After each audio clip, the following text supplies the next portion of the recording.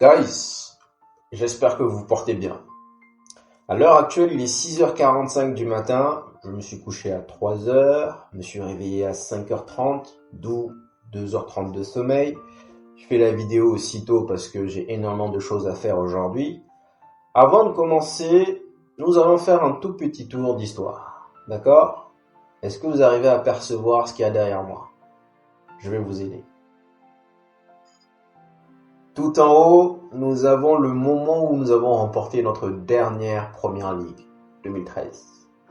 Ensuite, nous avons le but majestueux de Wayne Rooney, célébration iconique. Nous avons également Paul Scholes qui célèbre suite à une frappe majestueuse contre Barcelone, qui nous qualifie d'ailleurs pour la finale, 2008. Ensuite, quel moment! Quel moment! Est-ce que vous arrivez à percevoir les sourires, la joie? Ah, c'est le moment où Anelka vient à peine de rater son penalty. Van der Sar vient d'effectuer l'arrêt et là, toute l'équipe se dirige vers Van der Sar.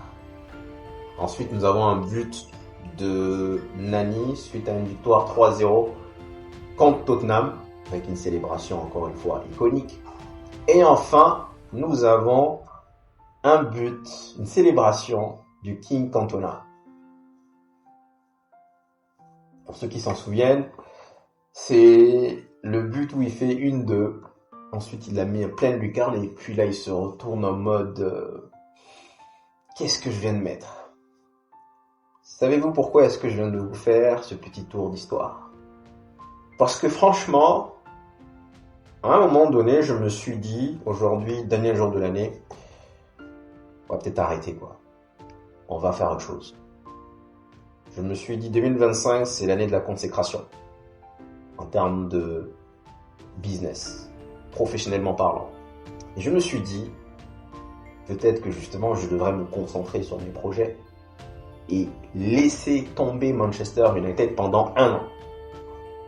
Pendant toute une année. Revenir le 31 décembre 2025. Mais après, quand je regarde ces images, quand je me remémore ces moments, petite parenthèse, j'ai toujours dit, tous ceux qui ne l'ont pas connu, force à vous. Parce que vous êtes là actuellement, vous êtes arrivé post-Ferguson, force à vous. Manchester United, guys, nous a ramené tellement de joie, tellement de moments forts. Ça, oh là là. J'ai pas mis 99 parce que comme je l'ai dit, 99 j'avais 10 ans. Et donc, j'ai commencé à supporter Manchester United entre guillemets en 97. Mais, je ne regardais pas tous les matchs. J'ai commencé réellement à regarder tous les matchs en 2002. 99, je me suis dit, j'étais mancunien, quand on marque les deux, je suis content, je saute dans tous les sens. Mais, la joie n'est pas la même qu'en 2008. Guys, j'ai mis un titre au bord du précipice. C'est pas facile. C'est pas facile. Pourtant, on l'avait prédit. De toute façon, je crois que personne, aucun d'entre nous, n'est pronostiqué une victoire de Manchester United. En réalité, nous avons un problème de confiance totale. Je crois que première mi-temps, quand le match a commencé, on était là en mode panique. On ne sait pas quoi faire, on a peur de prendre une gifle. Un peu comme on voit régulièrement quand on affronte Liverpool, voilà. Fair play, Newcastle ça joue bien. Franchement ça joue bien, ça combine bien, ça ne se précipite pas. Et d'ailleurs il a souligné en conférence de presse, ils étaient meilleurs que nous. Donc c'était pas Newcastle était meilleur que Zerzi, parce que Zerzi c'est lui qui a pris pour sa poire. C'était Newcastle était supérieur à Manchester United dans tous les compartiments. Dans tous les compartiments. Techniquement, pour en revenir rapidement sur le but hors jeu de Isaac, 3-0. Est-ce que vous avez vu la frappe? Est-ce que vous avez vu comment elle est précise, pleine lucarne? Vous avez vu la trajectoire? À l'inverse, nous avons Højlund qui arrive, qui cadre même pas. Nous avons Casemiro qui ne cadre même pas. Vous allez me dire, ce n'est pas un attaquant. C'est vrai. Mais à ce moment du match, pourquoi tu contrôles pas ta balle? C'est-à-dire, la passe de Meno, elle est superbe. Contrôle ta balle. Contrôle. Le défenseur adverse est à 3 mètres. Tu as le temps de contrôler. Contrôle ta balle. Regarde. Place. Après, vous allez me dire, ouais, peut-être que j'exagère. Non! La réalité, c'est que, moi, j'ai toujours dit, peut-être que parfois je compare souvent l'incomparable, handball et football, mais moi, je n'ai jamais, dans ma carrière handballeur, mini carrière handballeur, universitaire en tout cas, je n'ai jamais frappé fort. C'est-à-dire, il y en a, ils sautent dans les airs et puis ils allument le gardien. Moi, je frappe pas fort. Jamais je frappe fort. Au contraire, je saute, j'attends que le gardien s'excite dans tous les sens et là, je passe ma balle. Tac! Je la dépose. Je fais pas boum! Non, pour moi, ça manque de sens, ça manque de saveur. Je place ma balle. C'est ce que nos joueurs doivent apprendre à faire. Les cages de football sont largement plus grandes que les cages d'handball. Donc, contrôle ta balle et place-la. Feinte de frappe. Sur PlayStation, on appelle ça carré X. Tu couches le gardien et puis tu le... Surtout que Dubravka, il était chez nous à un moment donné. Dubravka, il a joué, bon, c'était sous la période de Ten Hag, je crois. Il a joué 2 matchs. Bonjour. Mais allume-le. Mais juste pour vous dire que l'équipe, elle n'est pas en confiance. Elle est en perdition totale. Et je me dis, une fois qu'on a encaissé donc le deuxième but, on s'est dit, ça y est, il ne peut plus rien nous arriver de grave. Là, on va se réveiller. On va wake up and smell the coffee. Et là, ça a commencé à jouer, ça a commencé à combiner, ça a commencé un peu à sortir la tête de l'eau. Mais c'est juste pour vous dire qu'on avait d'abord besoin d'encaisser. Et ça arrive souvent avec Manchester United. On a d'abord besoin, psychologiquement, mentalement, dans tous les sens, d'encaisser. Un peu comme si tu arrivais, tu avais besoin de te faire gifler d'abord avant de commencer à catcher proprement. C'est dommage. Mais franchement, Newcastle, ils ont des joueurs en fait non seulement physiques, mais en plus techniques. En réalité, c'est ça la vérité. Ils ont l'affiliation des deux. Physique, technique. Tu regardes Joelinton, tu regardes Guimarães. Franchement, même Gordon. Petite parenthèse, guys, rapide. Vous avez vu comment il dépose le ballon? Franchement, la manière de fouetter le ballon, la manière de caresser le ballon, est-ce que vous l'avez vu sur le deuxième but? C'est majestueux, c'est classe, c'est élégant. C'est pas barmain, c'est pas... Non. Et pour ceux qui viennent nous dire, ouais, Bruno Fernandes, j'ai jamais vu faire un centre aussi limpide, aussi beau. Jamais. Il l'envoie au deuxième poteau, bon bref, j'ai jamais vu un centre aussi précis. Et aussi avec une courbe aussi superbe en réalité. Bref, guys, c'est pas simple.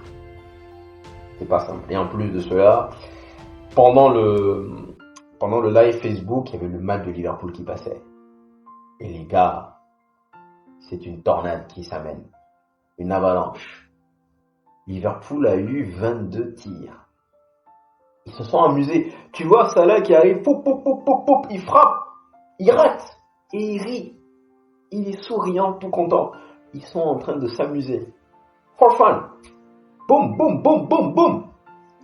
Et en réalité, je crois même d'ailleurs, hier, je voulais faire une deuxième vidéo. Après, bon, j'ai eu un empêchement. Mais je voulais faire une deuxième vidéo pour vous dire à quel point ce qui fait mal, c'est que de un, toi, tu es en train de couler, tu es en train de sombrer. Et ton pire ennemi est là, en train de gifler les équipes. Tac, tac, tac, tac, tac. Le souci, guys, on va y revenir dans le preview, c'est que c'est au-delà du fait qu'il nous rattrape. Je pense que cette équipe de Liverpool avec Arne Slot, pour moi, avec City qui est en perdition, pour moi, cette équipe de Liverpool, il gagne facile les 3 prochaines premières ligues. Autant que nous, on arrive à se construire. Donc du coup, je pense qu'il va nous dépasser. Bref, on va laisser ça encore, ça pour le preview. Mais Franchement, c'est dur. Je vous jure, c'est dur.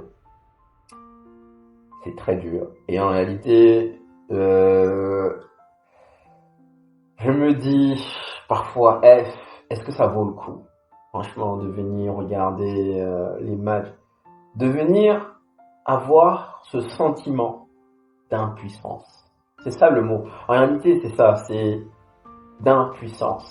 Tu es là, tu regardes le match, tu sais que tu ne peux rien faire. Tu sais que les joueurs que vous avez, ce sont des Tinky Winky. Là où je veux blâmer Ruben, c'est le milieu de terrain. Franchement, je pense honnêtement, il y a pas mal de points, pas mal d'aspects sur lesquels je veux le blâmer, mais le plus crucial, c'est le milieu de terrain. On ne peut pas, guys, avoir des papy flingueurs. On l'a déjà dit. Combien de fois j'ai nommé les vidéos en titre papy flingueur? Tu peux pas. On l'a déjà vu contre Ipswich. Et je suis désolé, malheureusement c'est Zerzi qui a trimé, mais je suis désolé, vous mettez n'importe qui là-bas. Tout celui qui joue, malheureusement il n'y a rien juste après, mais tout celui qui joue devant Eriksen et Casemiro, c'est dur. C'est dur. C'est les papy flingueurs, Certes, ça a bien marché lors de la première saison de Ten Hag, mais là, actuellement, ça fait combien de matchs on sait que c'est mort? Ils n'ont plus les jambes. Casemiro, techniquement, mais c'est déchet sur déchet. Il fait une passe, il rate, non, mais à un moment donné, Paul Scholes que vous voyez là. Paul Scholes, même si là, il a 44 ans, je crois, je lui donne vraiment les ballons, il est aussi technique. Je regarde parfois les matchs des anciens contre les matchs des légendes. Vous voyez la technicité, la technique, la palette de Paul Scholes malgré son âge. Ne pas me dire qu'il est vieux. Même si tu es vieux, cela ne pardonne pas le fait que tu ne sois pas capable de faire une passe normale. Une passe simple. Moi je suis pas footballeur. Mais passe simple, c'est le B.A.B.A. Et quand tu es soi-disant le plus gros salaire du club avec 350 000 livres, c'est compliqué, guys. Franchement, c'est compliqué. Casemiro, au-delà du fait que oui, il n'a plus les jambes défensivement, c'est pas trop la joie, mais tu peux pas venir t'amuser à faire des passes. Je me suis dit, c'est lui qui s'est reconverti en Bruno Fernandes hier. Il nous a fait des essais, bam. Oh, Casemiro, Eriksen. Non, malheureusement, le fait est que ce que je veux souligner par là, c'est que tu peux pas venir dire oui, ben là, Bruno Fernandes est suspendu et la personne qui le remplace, peu importe, hein, ça aurait pu être Messi, Mount, peu importe ce que vous voulez. Quand cette personne qui remplace Bruno Fernandes joue devant des papy flingueurs, tu n'iras nulle part. Je suis désolé. Donc en réalité, il n'y a pas vraiment de conclusion à tirer. Honnêtement. Moi, j'ai trouvé que deuxième mi-temps, justement, on a bien fait circuler le ballon. L'entrée de Meno me prouve qu'il y a un joueur en lui. Je sais qu'il y en a plein qui m'ont dit ouais. L'entrée de Meno et le match globalement de Meno me prouve, honnêtement, de bout en bout, qu'il y a un joueur en lui. Et pourquoi pas ne pas l'essayer en 10? Pourquoi pas? Sa manière de venir, tac, dribble. Il est entré vraiment comme un adulte. Il a arrêté d'être un gamin. Si Bruno Fernandes était là, on allait commencer à perdre les ballons. Bruno Fernandes, il est calme et serein quand il y a 0-0. Ou quand il y a 1-0 pour Manchester United. Mais à la limite,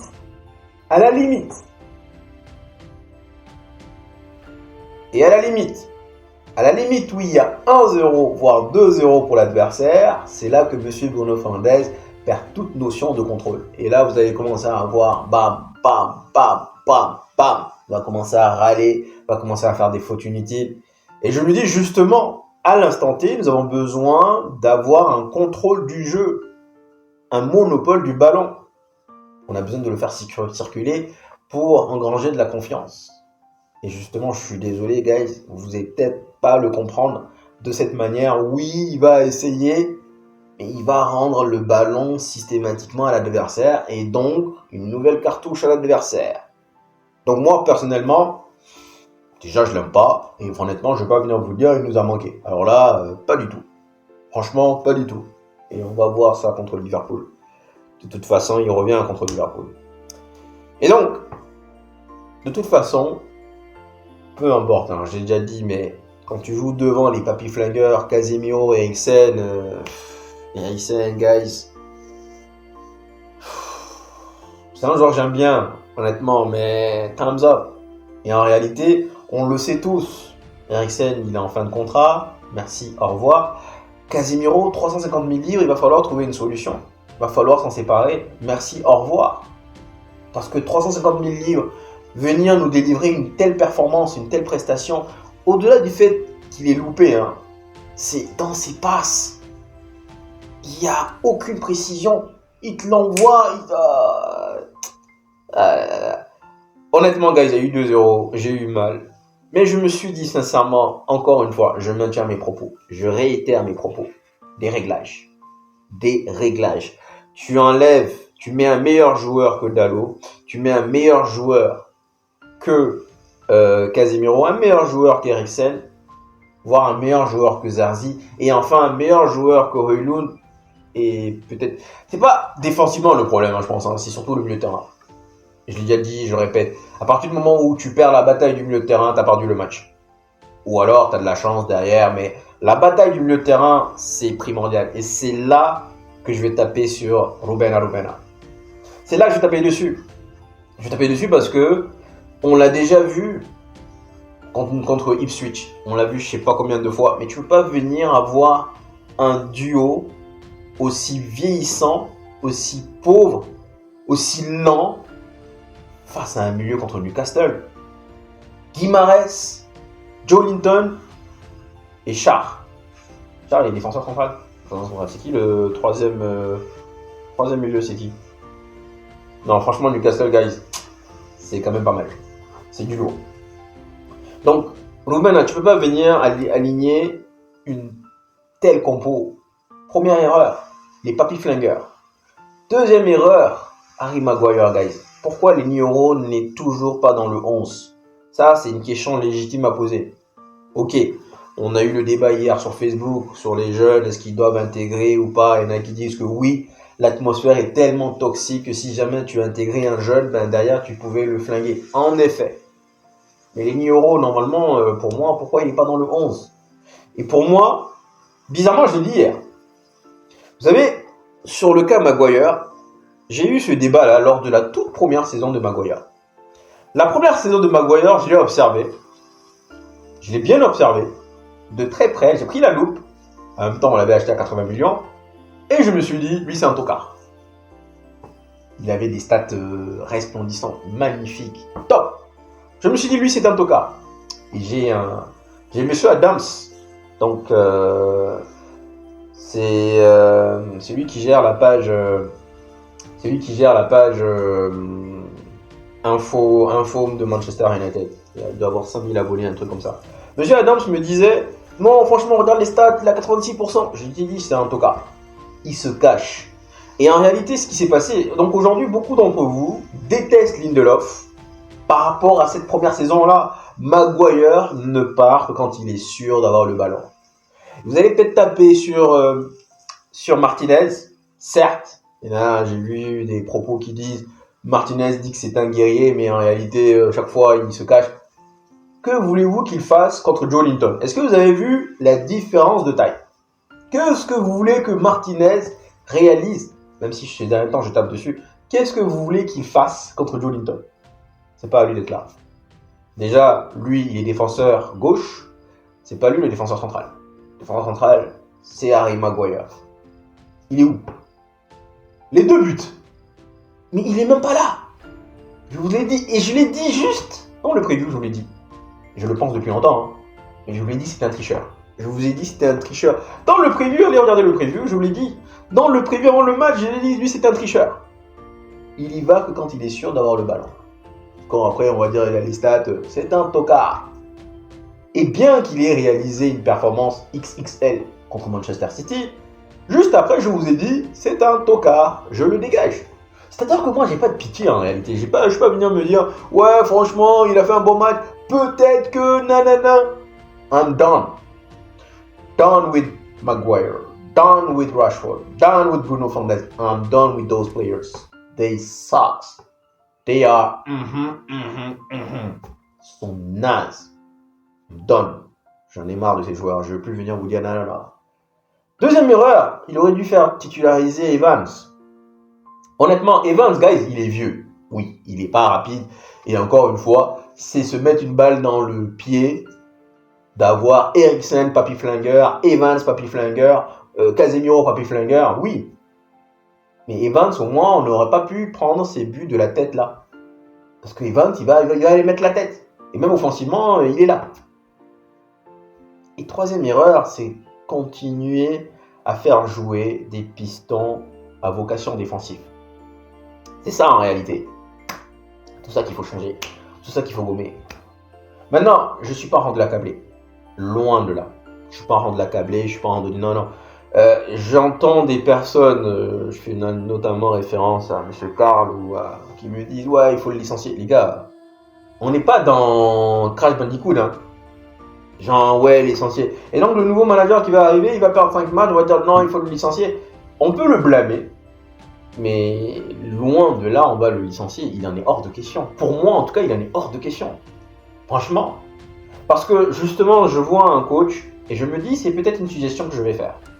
Peut-être que, justement, nous, on est en train de voir de l'autre côté de la pièce. C'est-à-dire que nous, on se dit, pourquoi il ne fait pas jouer les jeunes? Pourquoi il ne change pas? Peut-être, justement, que c'est pour venir nous montrer, nous prouver les faits, en nous disant, voilà. Et en réalité, il l'a dit en conférence de presse, je ne sais pas si vous l'avez remarqué, il dit, ce club a besoin d'un choc. Ce club a besoin d'un choc. C'est ce qu'il dit en conférence de presse. Donc, on lui a demandé, oui, est-ce que, nous sommes dans la bataille de la relégation? Oui, c'est vrai, nous sommes dans la bataille de la relégation. Donc, toute personne qui arrive, qui se moque de vous, il a raison. Dites-lui juste, vous avez raison, et puis voilà. Bref, nous sommes dans la bataille de relégation. Il n'y a que 8 points entre nous et le premier relégable. Donc oui, ça va être dur. C'est la raison pour laquelle hier, j'avais dit 16e, 17e, parce que oui, la saison va être dure. Elle va être très dure. Mais il dit que ce club a besoin d'un choc. Et peut-être que c'est ça qu'il la rend de faire. Moi, je commençais à, en fait, en termes de communication, je vais commencer à le décortiquer.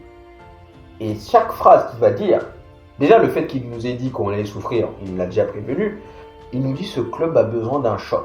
Et je me dis par rapport à cela, est-ce que justement, il n'est pas en train de nous mettre de manière continue les Dalot, les Maguire, les Bruno Fernandes, je le mets dans cette catégorie.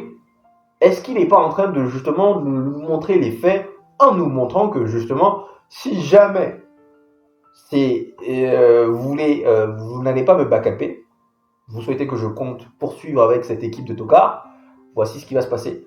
Et donc quand il nous dit en conférence de presse, je pense que cette équipe a besoin de choc, je me dis, probablement. En réalité, c'est que peut-être que dans l'inconscient, dans le subinconscient de nos dirigeants, que ce soit Ineos ou les Glazers, ils se disent, lui on l'a acheté à 100 millions, lui on l'a acheté à 80 millions, normalement il doit être un bon joueur. Non! Non! Justement non! Ce qui était là avant, ils ont fait que de la bullshit. Totalement. Donc je me dis, je repars dans cette philosophie-là en me disant, bien entendu qu'il voit ce que l'on voit. On est tous d'accord. Il n'est pas aveugle. Il n'est pas stupide.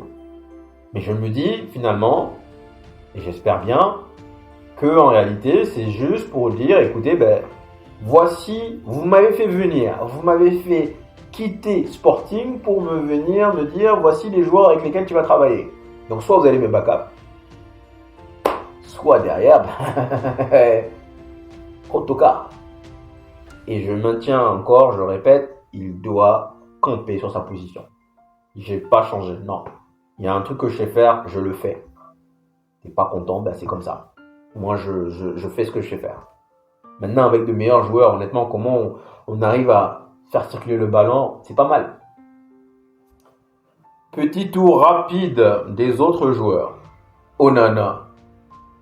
Il y a ce qu'on appelle un arrêt réflexe. Est-ce que vous pouvez me dire le nombre de fois que De Gea a effectué un arrêt réflexe? C'est-à-dire qu'en réalité, le joueur, le nombre de fois, il y a au moins une dizaine, voire une vingtaine. Facile, sincèrement.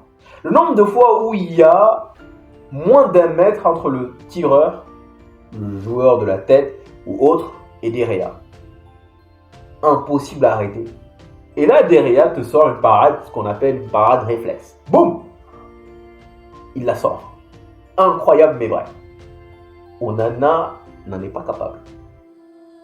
Et en fait, quand il saute, t'as l'impression de voir Pikachu. Non, guys. On s'attaque à tout le monde, mais en réalité, là pour moi, là c'est évident. Sous Tena, on pouvait peut-être se dire il n'y avait pas de système de jeu, patati patata, trouver des excuses.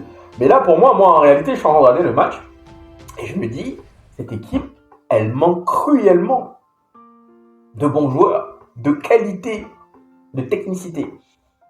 Onana en fait partie. Pikachu, ouais, allez. Il va falloir être ruthless. Mais le pire, encore une fois, Ineos n'en est pas capable. Et je réitère ma question, pourquoi donc vous êtes venus nous casser les couilles? Les houilles, désolé du terme. Mazraoui. Guys, Gordon, il est chaud. Hein. Franchement, Gordon, moi je l'aime bien. Gordon, il est chaud. Il est petit, mince, mais il est chaud. Franchement, il est chaud. Je trouve qu'il a grandi dans le match. Au début, c'était pas trop ça. Gordon, déjà, les 2 buts là qu'on prend, il doit être plus agressif. Rentre-lui dedans. Mais Gordon aussi, c'est pas un joueur sur qui tu peux facilement jouer, quoi. Contre, en tout cas, le truc. Donc, match, oui, voilà. Maguire, on en a parlé. Martinez, rien de méchant, mais les gens vont venir dire, ouais, c'est Martinez. Parce que c'est lui qui court pour venir couvrir l'erreur insurmontable de Maguire qui est en train de faire la bise à Isaac. Maguire, c'est un tocard, guys. Et je pense que le fait justement de ne pas lui avoir donné le brassard, c'est un signe très important. Ça veut dire, toi, tu dégages. C'est aussi simple que ça. S'il lui avait donné le brassard, cela voudrait dire que peut-être, dans mon inconscient, j'allais peut-être vouloir voir l'option de te garder. Là, ça veut dire que tu pars. Souffrant, et puis bon, il partira. Allez. Ensuite, on a parlé des papy flingueurs. Diego Dallo, guys. C'est ça, en réalité, quand on parle de technicité, Diego Dallo, voilà. C'est pas bon. Gauche, droite, il essaye, mais c'est pas bon. Il n'arrive pas à tac dribbler, pas de rentrer, c'est pas bon. Et pour moi, on le voit cruellement. Amad Diallo, guys. Franchement, ici, il y en a un qui m'a énervé. En première mi-temps, c'est Amad Diallo. Et pourtant, c'est lui, mon gars. Je l'aime bien, Amad Diallo. S'il y en a un qui m'a saoulé, franchement, littéralement saoulé, c'est Amad Diallo. Mais en mérité, après, je me suis dit, premièrement, il y a un moment donné, il prend la balle. Vous avez vu comment il y a eu un repli défensif sur lui? Il y a eu 4 joueurs parce qu'ils savent que le danger vient de lui. Donc oui, peut-être qu'il n'est pas assez agressif, peut-être qu'il ne tente pas assez.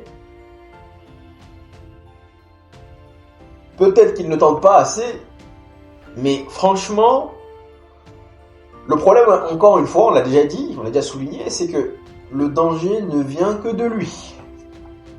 Malheureusement. Donc, même moi, si je suis manager adverse, je vais dire, les gars, dès qu'Amad Diallo il a le ballon, vous allez me le cadenasser. Vous allez le bloquer. Automatiquement.